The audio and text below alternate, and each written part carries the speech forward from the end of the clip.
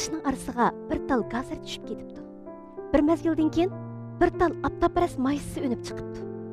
Kichkina aptaparasga mana bu hayotlik kuchi nima degan so'ra, ha?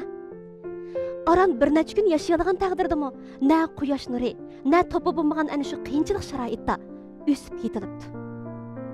Hayotlikda agar qaysar bo'lsangiz, qiyinchilikqa yo'liqishingiz mumkin, uni yengishingiz mumkin, biroq azoblanishingiz mumkin.